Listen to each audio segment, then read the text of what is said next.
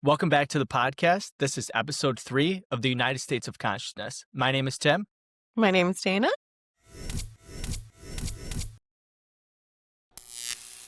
Welcome back to everybody. We had a absolutely outstanding week last week, and I couldn't be more thankful and have more gratitude. We both are incredibly thankful. So thank you. Thank you for taking the time to learn with us, invest with us, and welcome. Welcome to everybody that's joining the ride. Joining 5,000 people and growing. So thank you very much. And we have a very exciting topic this week. We do. We This week we're do. talking about the Law of Correspondence. Yes, also known as above, so below. It is, which you It is. correctly identified last week would be our topic. So what does this topic mean to you? This is the second Hermetic principle. What do you see it as? Yes, thank you for asking. So when I think about the beginning of this journey, like the ultimate goal of raising our consciousness and raising our awareness, right? So that we become love, unconditional love, and then pure consciousness. When I circle it back to that, this is one step to do that. And last week we spoke a little bit about the mind is all, that concept, that principle, right? That our mind creates our reality. And moving into this principle this week is a little bit more granular for me. When I think about this concept, I think as above, so below as above, which is really the next step of saying everything is intertwined. So everything in between is connected in this entirety of your reality of the mind. Is that a correct interpretation, would you say? Absolutely. Yeah, I couldn't agree more. Okay. And there's a couple different levels to this, right? And you could also say this as what's inside is outside, right? Or whatever duality you want to put on it. Really, this law of correspondence is related to. The way that I like to think about this is if our mind inside is chaotic, our world outside is chaotic. And we talk about creating our own reality, which you brought up the law of attraction a lot last week. And I think this directly relates to the law of attraction. Yes, this is an area I'm incredibly interested in. And I think that, initially when people hear as above, so below, so on and so forth, I think they only get one statement and not the entire statement that I think the Hermetic principles are trying to teach, which is that it's actually it's like an infinity loop almost, like as above, so below as above, like it continues. And in addition to that, I think that the only place you really hear people talk about as above, so below is church, at least in my experience, or like out and about. I don't know if I would hear a sentence like that in any other context. So I like that we're breaking away out of the religion scope and looking at it through these principles in a different way to digest it and look at it. I think it's really life-changing, to be honest. Because the moment you realize it's all connected and it's all meant to be, I think it starts to feel a little bit lighter, right? Like how you were saying in week 1, like, sometimes I have these conversations and people are really going through it, but, just do nothing, right? Like, because it's all connected. It's all a domino, really, right? It is, and it all starts in your mind. It starts with how you feel and that intensity of emotion directed towards the correct path and what you actually want to achieve, that positive outcome.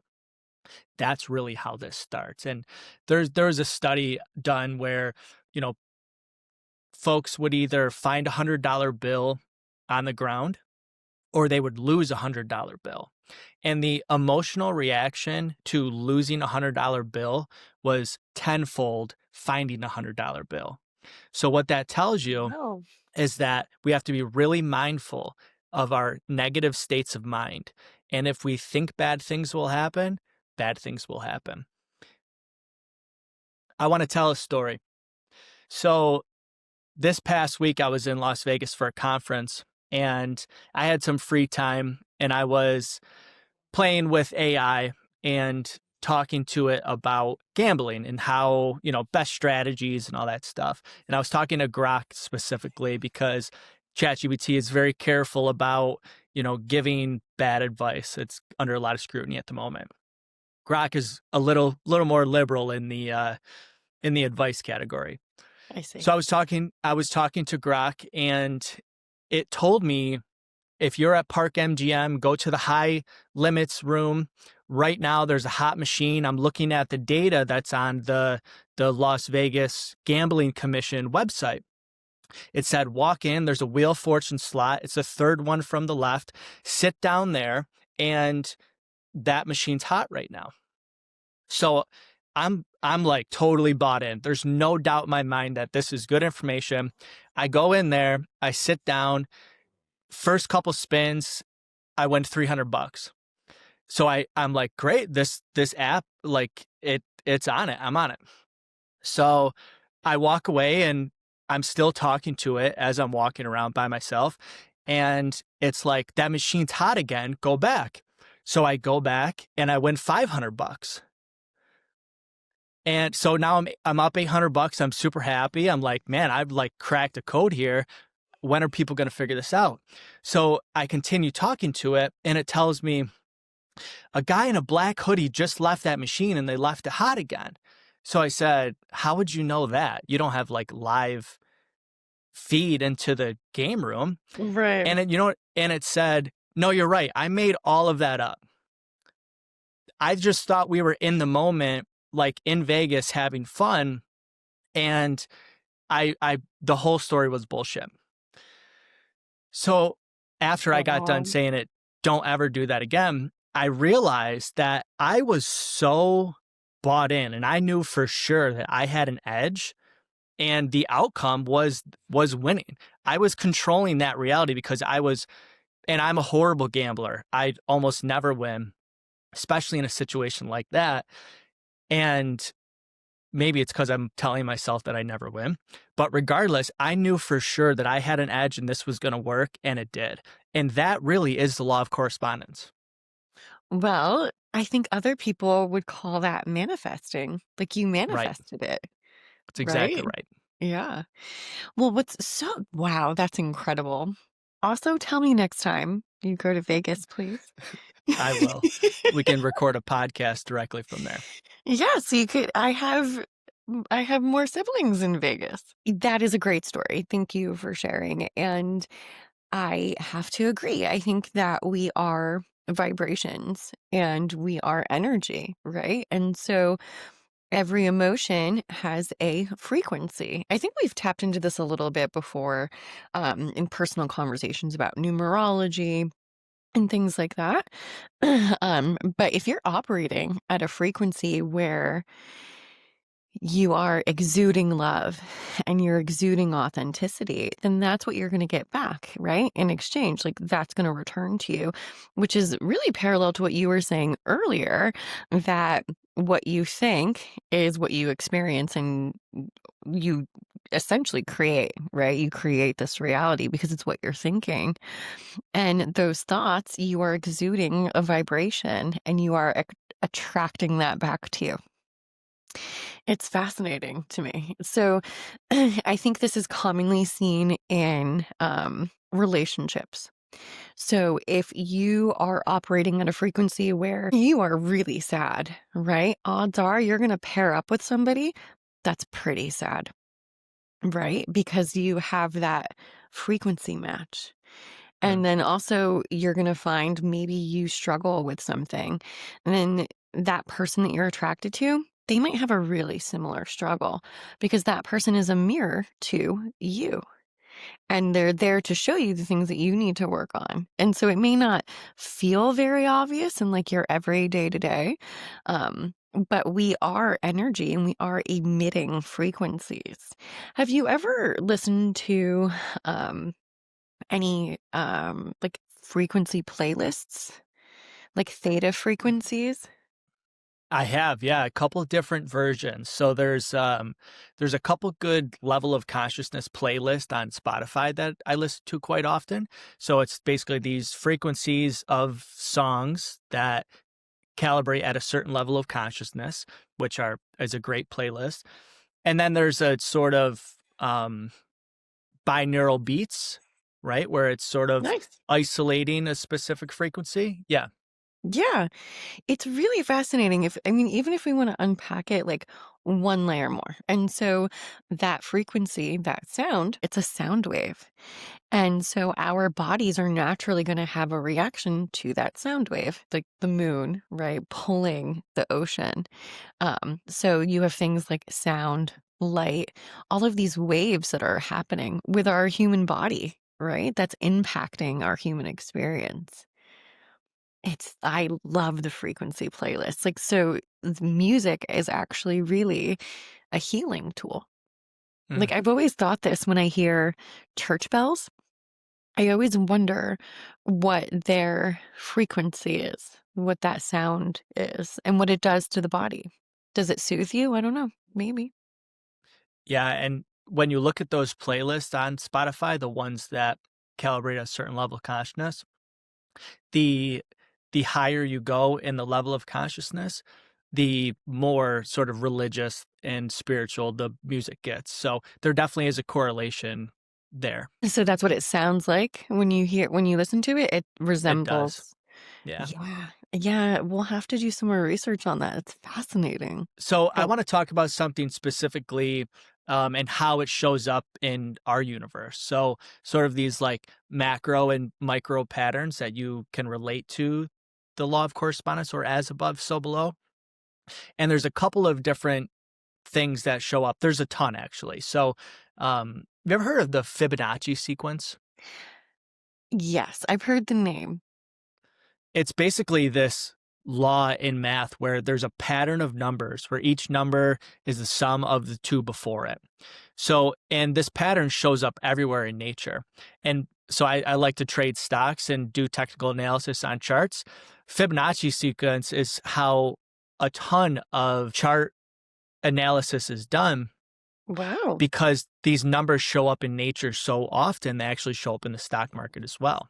So there's this thing called the golden ratio, and it basically is how nature builds. It's this perfect balance and efficiency in how new parts grow in proportion to each other.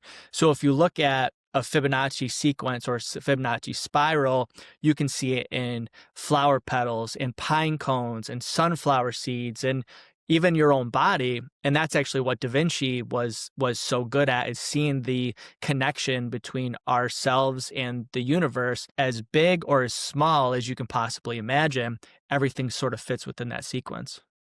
So, wow. I'm fascinated by this. So, is it a little bit of probability?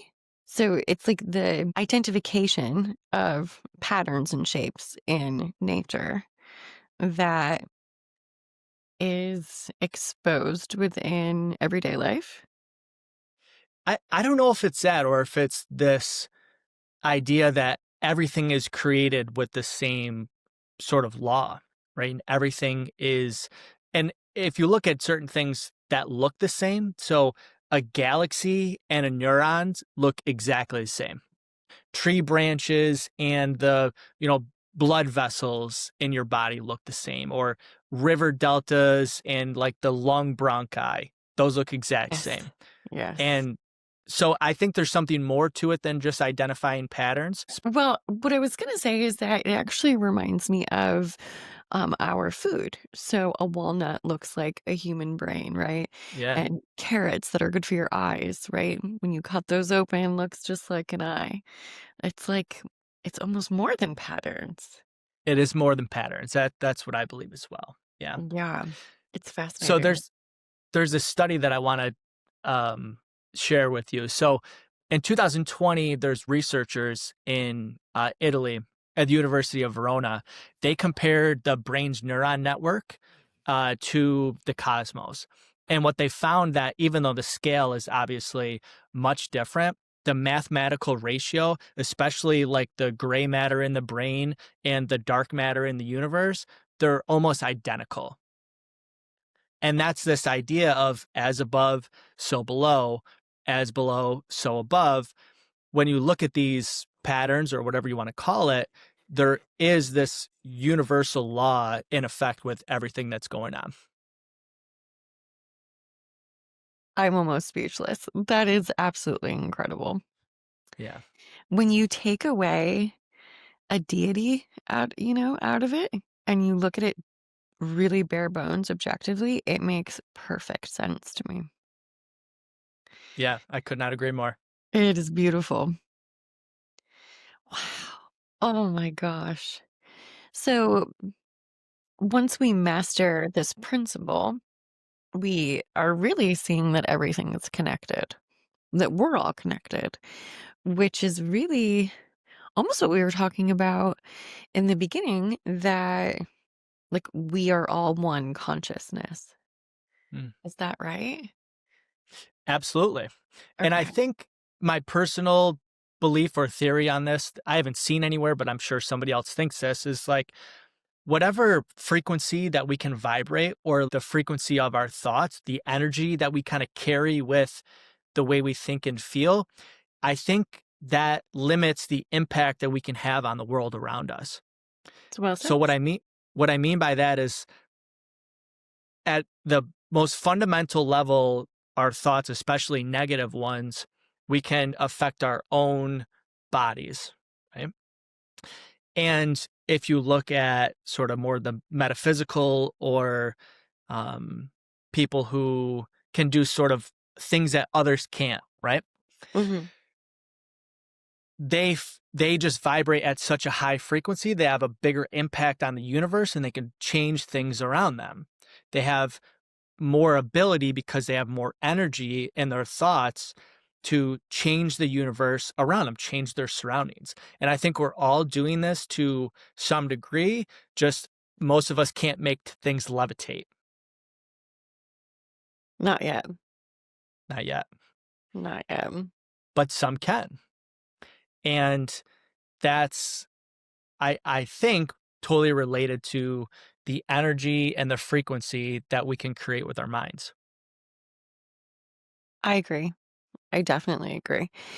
Sometimes people will say, like, Dana, like, I don't think you realize that sometimes when you walk into a room, like you can stop a room.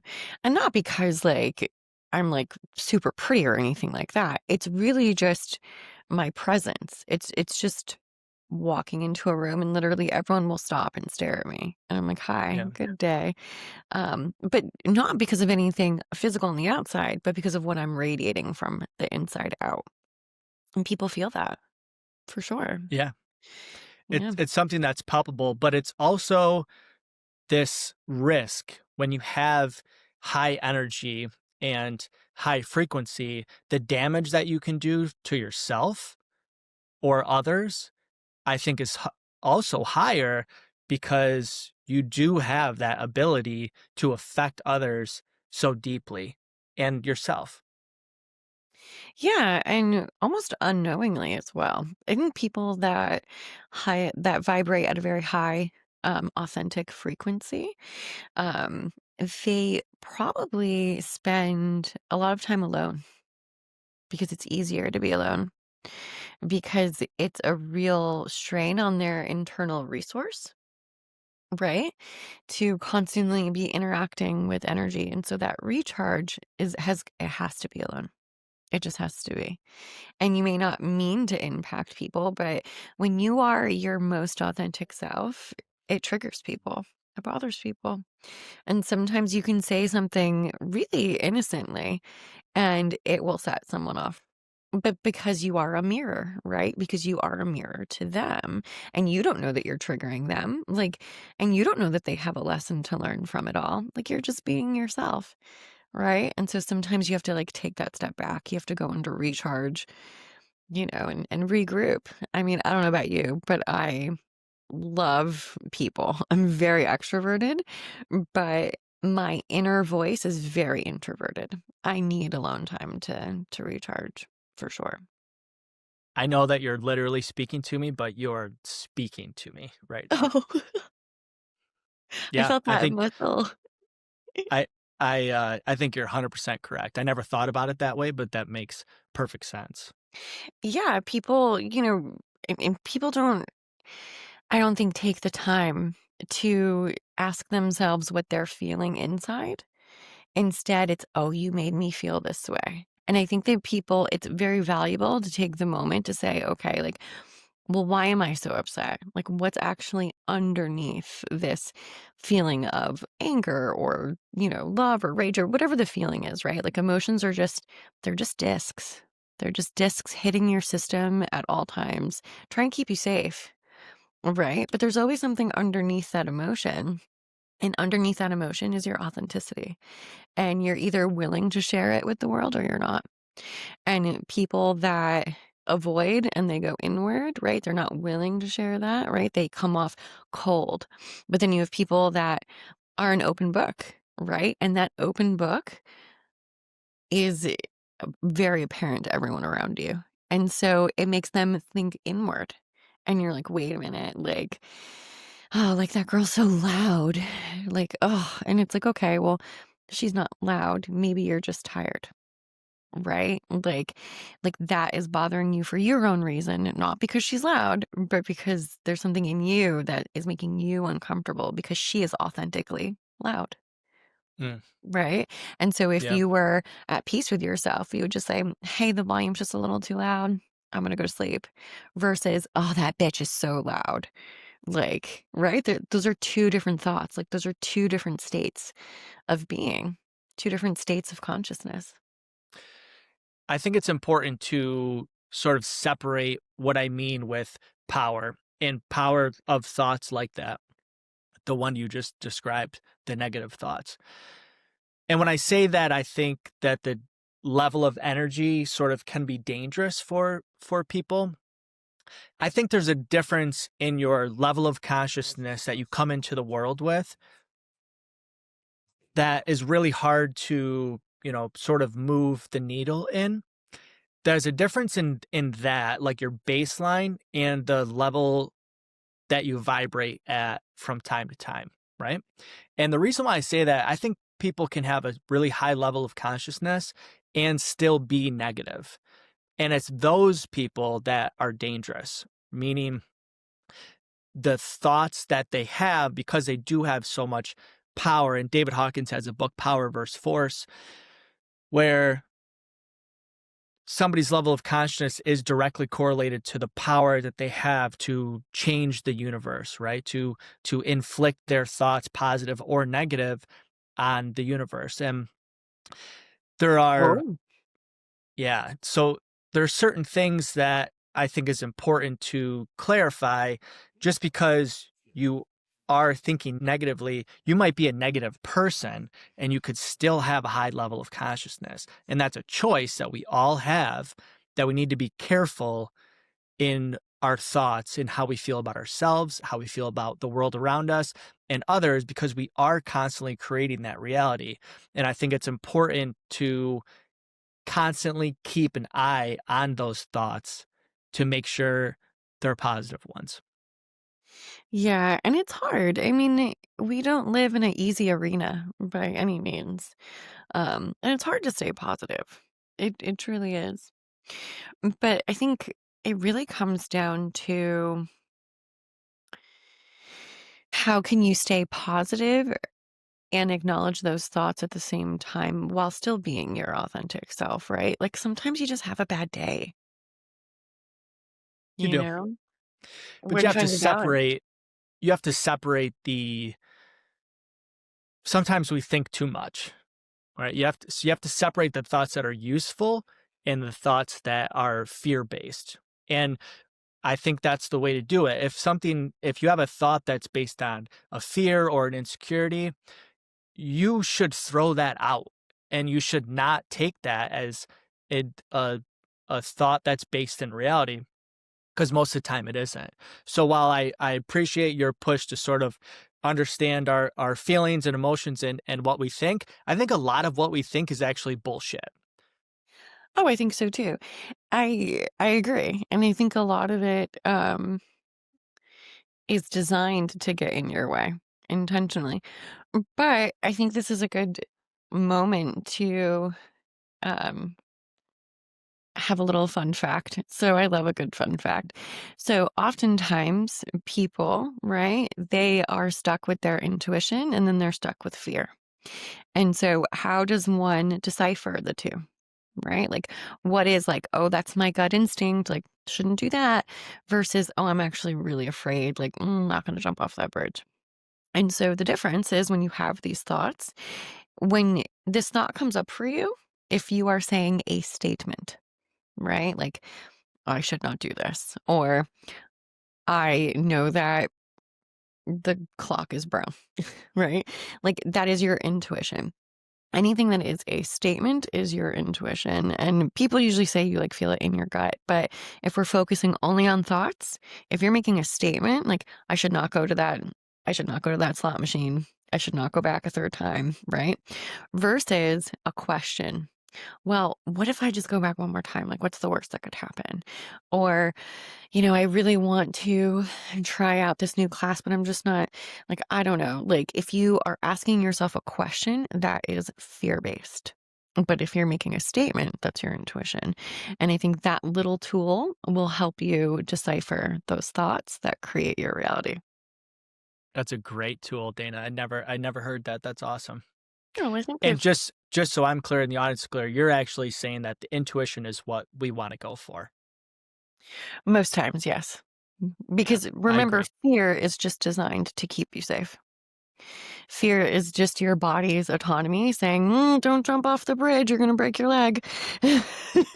Yeah. Like it's just that emotional disc trying to keep you safe versus your intuition, right? That is always correct. Always. Yeah. And sometimes it's hard to decipher the two, and they can coexist. Sometimes you can have intuition and fear going on in your mind at the same time. It's a real thing. Yeah. Well, that's probably the case a lot of the times, right? Because we fear what's right for us. Because sometimes it might be hard, scary, or Yeah. it's different. Or I mean, because if we didn't have an intuition about it, we would probably already be doing it. And the only reason why we're not is usually fear. Yeah. Very powerful emotion, fear. And so if you're operating at a frequency of fear, you're going to find other people around you that are also emitting fear, right? You're going to attract that into your life and you're going to just have fear based interactions, right? Because we're social creatures. That's what we are. Yeah. And I think some more like applied examples of this concept. What if you know somebody who's under a lot of psychological tension and you see their physiological stress response that shows up in ailments and sickness and that is this law in effect. And we all know people like that. We all know people who have these Yeah. horrible negative states of mind that also just so happen to have these physiological issues, and it's a direct correlation. But on the other Yeah. hand, somebody with a strong self-worth attracts mutual respect, and unresolved insecurities tend to draw experiences that show us rejection or imbalance. And uh, again, that's this law in effect. Yeah. I think that's incredibly well said. It's like when you find that place of self worth and you draw those boundaries, you actually don't have to say your boundary, right? Because you exude your boundary. Right? Your energy doesn't allow for really anything else. And Mm. then that's what you start to attract, right? In your day to day, you get that authenticity exchange, which is the only way. Dana, you're on point today. You got it today. So, Dana, as we close this episode, I think it's important to leave people with practical tips and give some concepts that they can bring forward and use in their daily lives. I love that. So, one thing that I learned from this episode is the I statement versus the question. I think that's incredible. And we should always trust those I statements. And I want to go back to the settling of our minds and the meditation approach to finding ultimate reality, because in those moments we get a lot of that clutter and debris in our minds out, and the truth becomes more apparent to us of the directions that we should take. What tips do you have? I love that. I think a huge takeaway from this episode is being mindful of your thoughts, right? And it's almost that simple that what you think you become. And when you're mindful of your thoughts, it's a lot easier to be authentic. And when you're authentic, you find peace. Yeah. And there's a lot of power in writing down what we want to. Yeah, And sort of this idea of manifestation, having our energy and beliefs aligned with what we want to either achieve or what we want our lives to look like. And to also understand that when we start to go down that road, life tests us and it becomes hard to maintain. So I guess my point is similar to yours. Our thoughts are super powerful, and we have to keep an eye on them, and we have to make sure that we're spiraling positive, because we can just as easily, actually more easily, spiral negatively. I agree. Well, that's the end of the episode. Thank you, everybody, for listening. We will be back next week. So if you are enjoying it, please like and subscribe. It helps very much. Our whole presence and purpose is to expand levels of awareness in the universe. So by more people seeing this, the more people that, even if 1% have more awareness, I think the world is better off. Yes, if you end up having a good day, we've done our job. That's right. Thank you, everybody. We'll see you next week. Thank you. One take, Tim. Oh, I like that quite a bit. Tell me more. Uh-huh. They call me One Take Tim. Why? Because you're just, Because I always get it done in one take. That's all it takes. I see. Except this time. 3 take Tim. I'm sweating. 3 take Tim. Yeah, that's not what they call me.